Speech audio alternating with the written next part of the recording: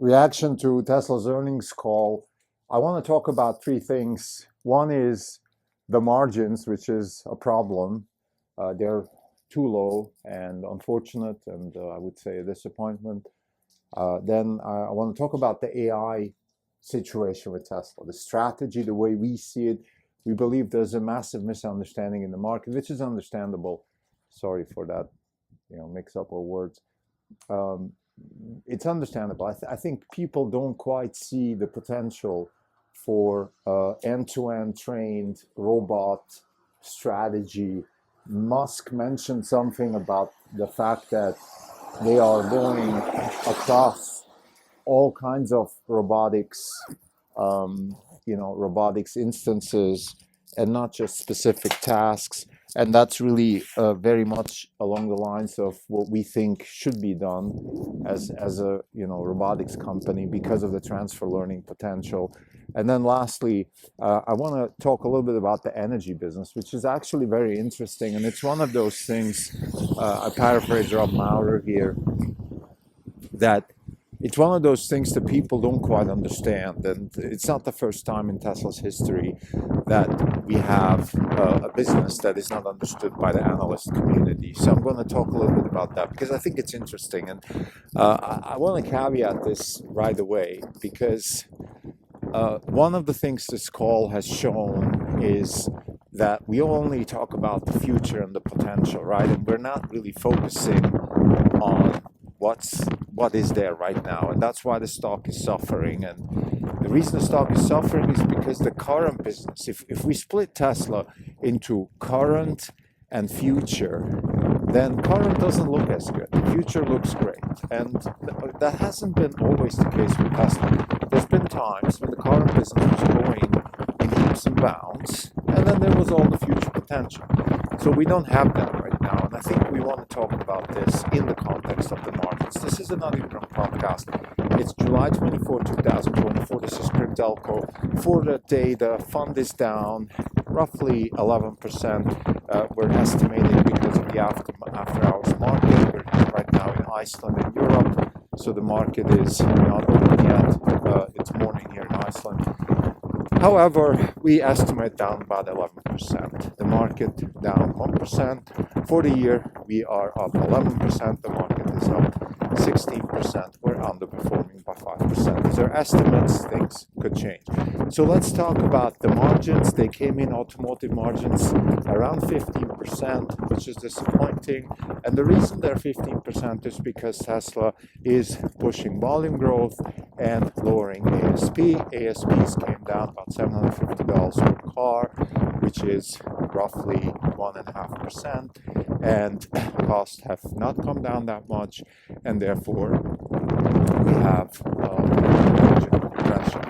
Now, the question, of course, is what should a good automotive gross margin then look like? And we believe that about 20% automotive gross margin would be fantastic for Tesla. So they're way below that. With the regulatory credits and the contribution from energy, which is very positive, this whole thing doesn't look as bad. We're actually in the 18.5 range when it comes to gross margin for the company. And as much as we like that, we want to still focus on the automotive gross margins because that's where the business is today.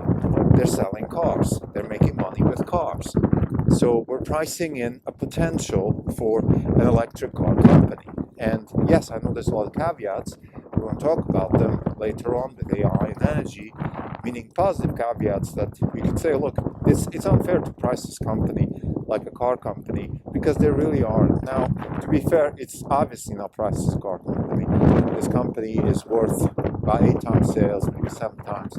So no car company is worth that much. So it's already being priced as a high potential company. So we shouldn't be complaining about that. I think what the market wants is traction in the EV business. So let's talk about that. Let's put everything aside. Let's, not get carried away with all the future potential. Let's just talk about the current business. Current business is growing with single-digit % volume and is lowering, and it's doing that by lowering ASPs. So we have lowering the price in order to maintain some sort of volume growth. And the reason that's happening is because there's three reasons. One is competitive. One is generally stagnation in EV adoption. And third, there's the macro environment with high interest rates. So we have, which means basically a declining car market. So we have a declining car market. That's something that Tesla is affected to, no matter how you slice and dice it. You can't have, I think the global car market is probably down in the low double-digit range, and Tesla flat is still out from the car market. Now, of course, we want to see higher growth, and the reason we're not getting higher growth is for the other two reasons. One is we have a lower adoption in EVs. So basically, what that means is we were thinking that this is a bit like the iPhone. We have a lot of people who might not be in the car market who just are buying Teslas now, and that's not happening at the scale that we were hoping. And then third is competition. So for that, EV adoption is high, EV market is growing, but Tesla is not growing as much because people are choosing other brands. That is, in my opinion, incredibly disappointing, and certainly I think it's a reason for doubt. Now, Elon Musk said on the call that this is temporary. People are underpricing their cars to get rid of them. They're not very good. We agree with all of these things, and we have to live with that for now. I just had an anecdote from my brother who unfortunately is not on board with buying the best product. At least he's bought an electric car.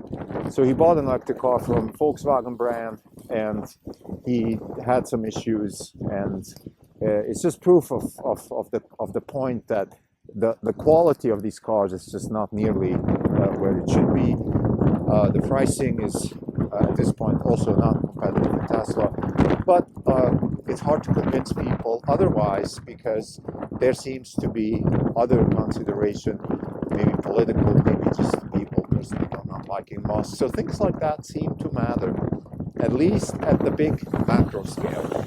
Now, the way Tesla is trying to mitigate that is by lowering the price. The CFO said, we just want to keep lowering the price and increasing the quality of the car. That's what they're doing. That's one of the things that we said when we talked about sort of the long-term expectations for Tesla. We said we're not going to focus on things that are changing all the time. We're going to focus on things that aren't changing. And what's not changing is that if you keep increasing quality and lowering the price over time, you will win market share and you will become the dominant player in the market. So that's still the case. Tesla's strategy is intact and the profits are suffering. Now, how will the profits come back? Well, there's three ways to bring them back. One is to stop lowering the price, so ASPs stabilize.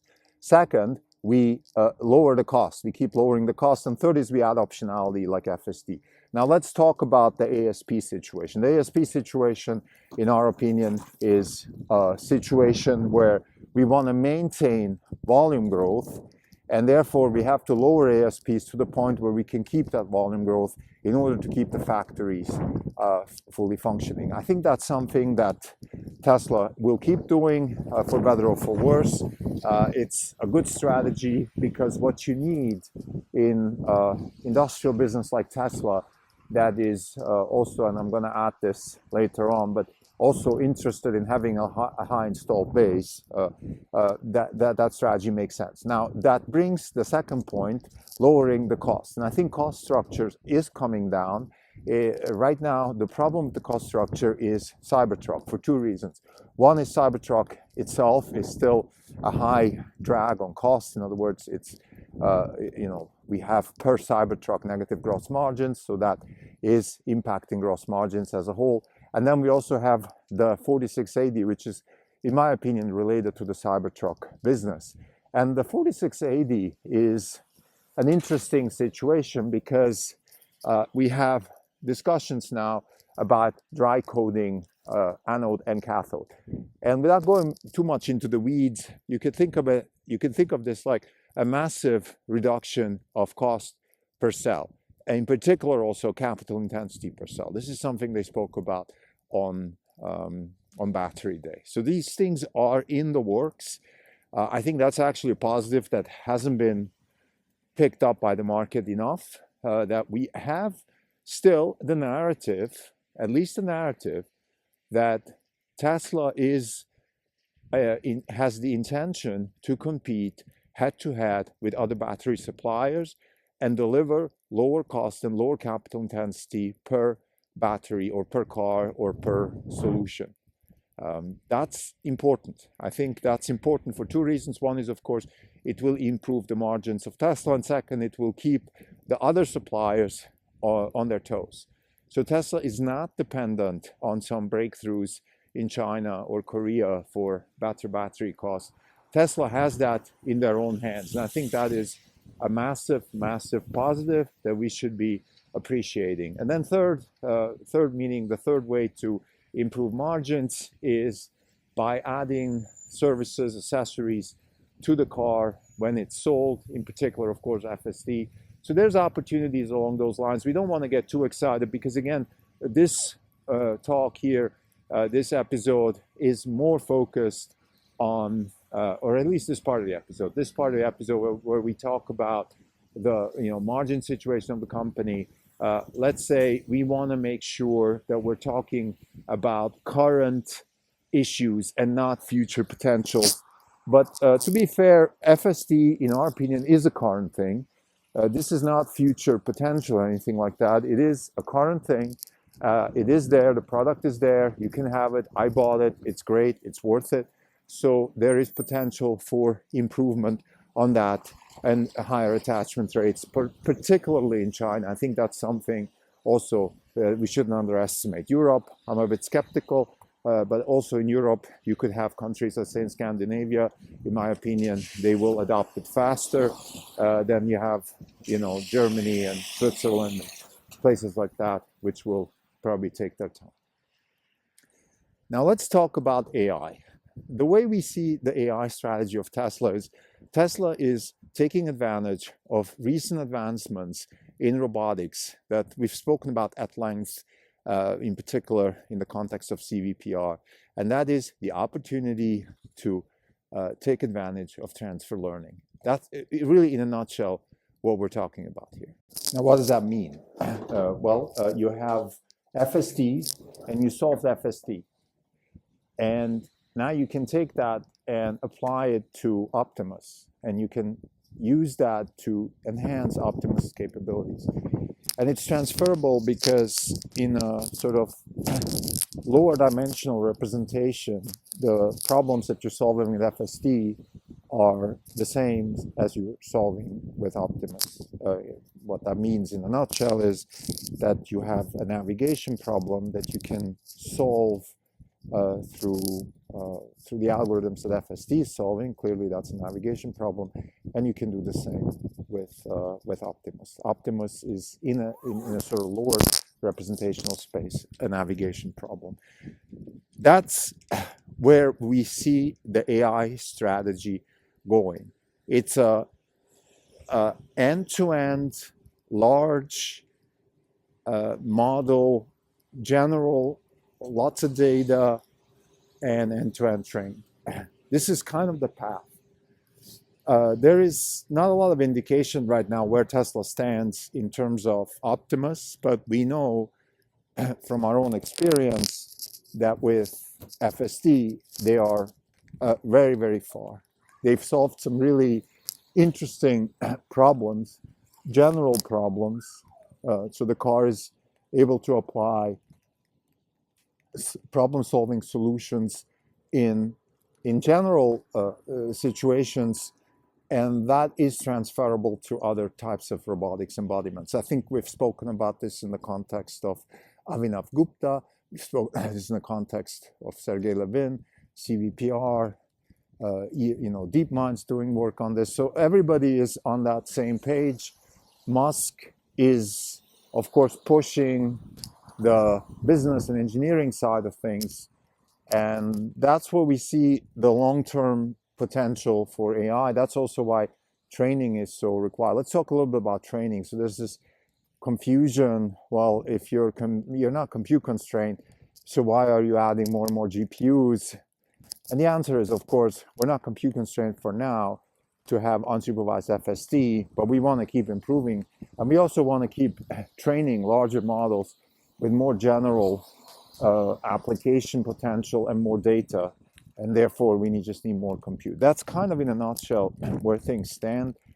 Now, this is something I would say it's in the midterm. This is not a long-term, excuse me, a short-term money-making opportunity, but it's definitely midterm. And it's also the reason why the stock is priced where it's priced. So I think the market is pretty fair on this front. The market is giving some option value for this, and quite a bit actually. So and it should be. It's right so, because Tesla is an AI company. I think there's a little bit of a negative connotation between what Musk has been saying and what people are expecting when it comes to hiring AI talent. He said some people refuse to work for Tesla, but they're happy to work for xAI. I don't quite understand that. The way I see it is that probably, and by the way, he also said they want to work on AGI, which, in my opinion, AGI is a charlatan's fool type problem, because there's no such thing as AGI. There's only solutions. And when it comes to compute and when it comes to commercial success in robotics, I think the name of the game is solutions per dollar. Like, okay, how many solutions can I get per dollar?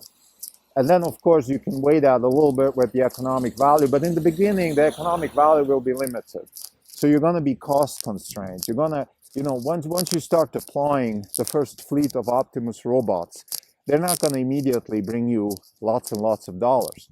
So what you need to have is solutions per dollar. The more solutions per dollar, the better.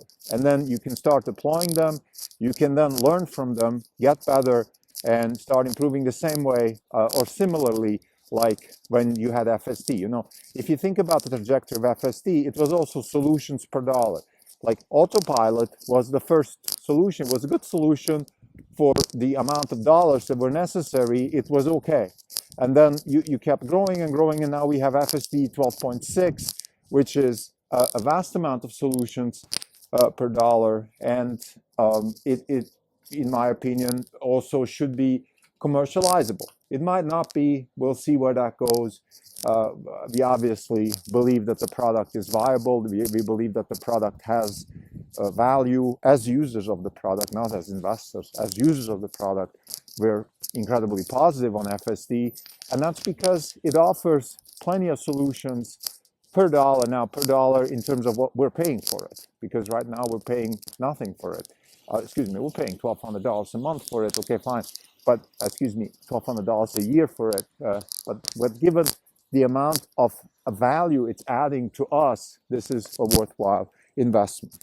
And anyway, the point is, again, it starts with solutions per dollar in the context of we just want to have a useful thing that doesn't cost much.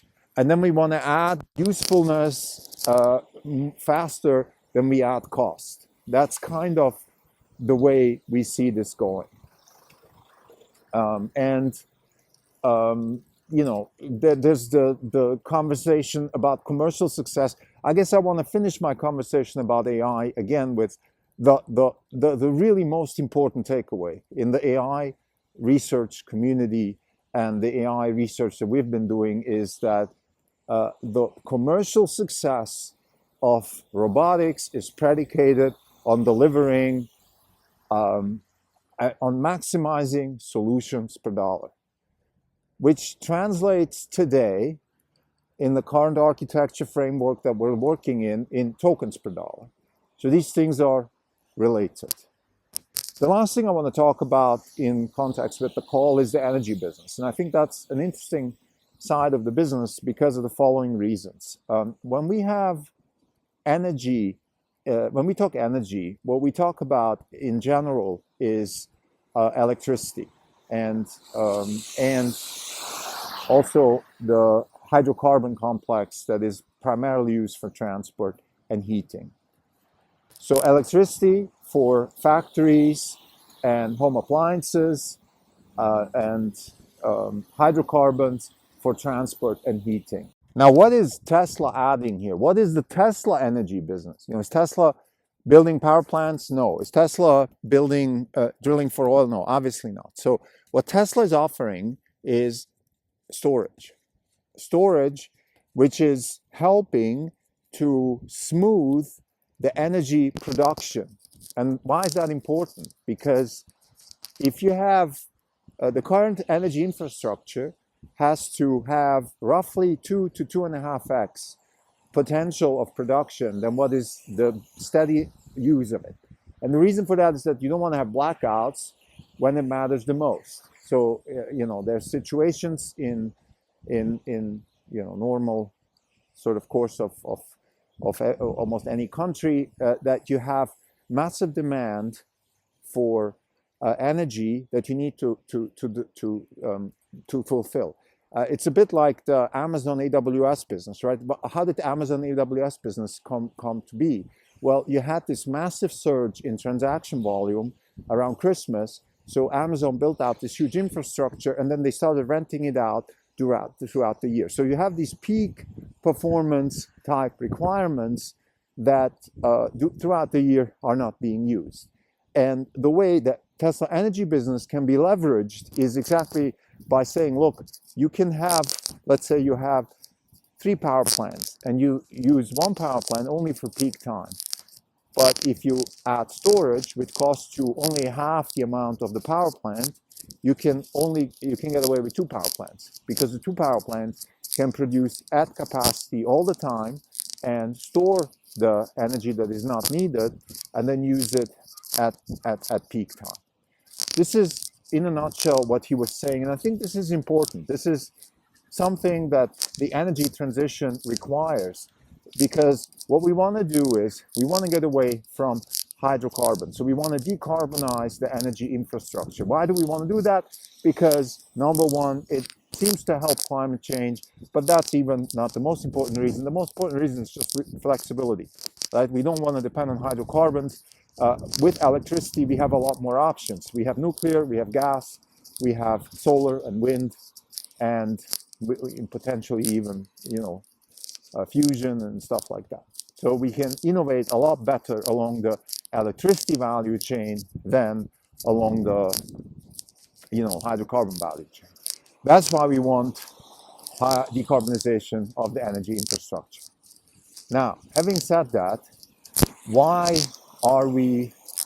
What is Tesla, or how can Tesla do this? Like, what is the potential here? Well, we have this huge amount of battery infrastructure being built, and that's really, in a nutshell, what they're doing right now. And it's annualized $12 billion business with about $2.5 billion in gross profit. So that's pretty good. It's not annualizable right now, so we have to be careful with all this. But overall, this is a decent business. Let's just say it that way.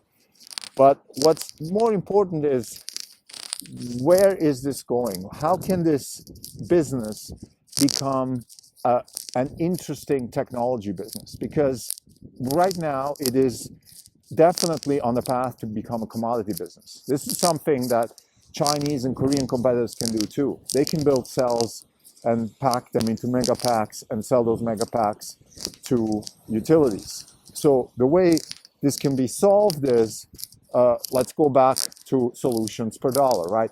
What we're selling is solutions, not equipment.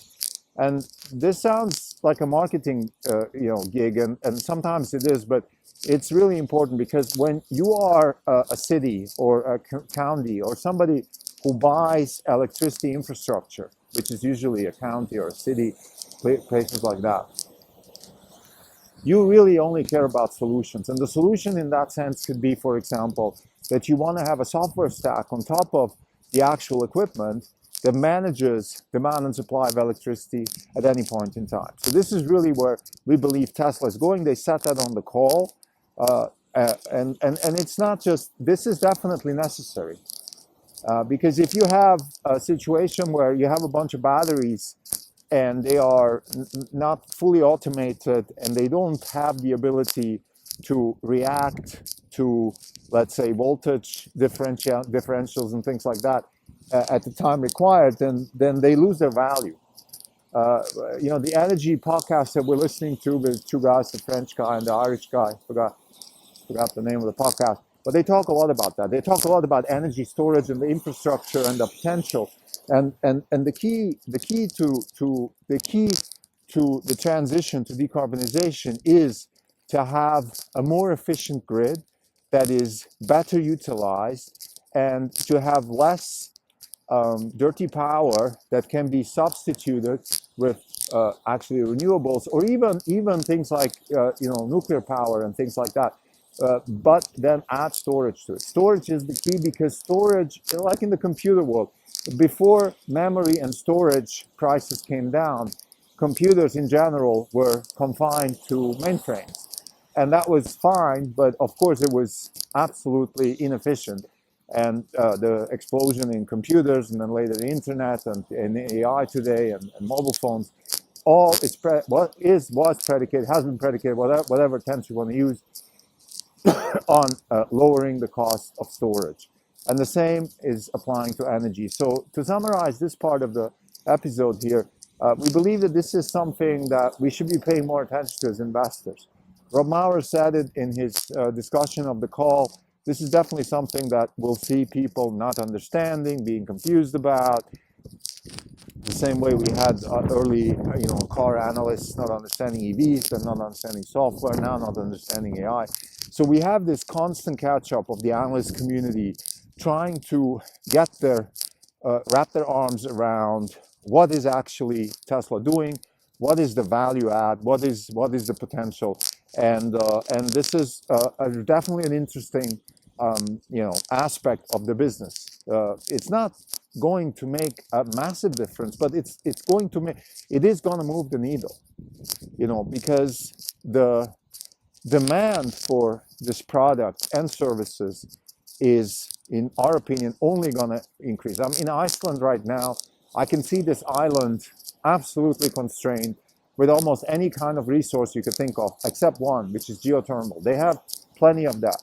And for that to be used in useful ways, you can add storage. Now, geothermal is, of course, some form of storage already, but you could think of it like you don't need to build power plants all over the island to take advantage of that. You can have fewer, maybe bigger ones, and then have massive storage capacity, and then deploy that storage when it's needed. For example, when you have peak cold weather events or things like that. Or you could even build, that's a different story, but you could build maybe energy-intensive businesses around those power plants, and then use the batteries to bridge certain peak demand periods. So to summarize the earnings call, earnings are disappointing, the margins are disappointing, and that's why the stock is down. We are in a stagnating situation here, unfortunately, where we're going to have this push and pull, but we don't think that the stock has any right to perform well until we see some traction in the numbers. What that means is we want to see volume growth, ASP, stabilization, and margin growth. We haven't seen that in the first half. That's why the stock is down probably. Let's say if we take a 10% correction from yesterday, we'll see a whole, the stock will be down roughly 10% for the year in a market which is up 15%. So that's an underperformance by 25%. That's roughly okay. I think 30% underperformance is warranted in a situation like that because simply we're not seeing the traction. We're not seeing what we spoke about after the earnings call in the first half, which is we hope that we will see stagnation of ASP declines and improved margins. We don't see that. So we have a continuous lowering of the prices and not fast enough cost reduction, and therefore we have margin compression. And until that changes, the stock will at best linger where it is right now. On the upside, we have the energy business, which is great, and also we have AI, which is great, and we have some cost reduction mechanisms, in particular the dry coating stuff, which is really interesting, and I think also underappreciated by the community, because that will do three things. It will lower the cost, it will lower capital intensity, and it will increase competitiveness of Tesla in the battery business.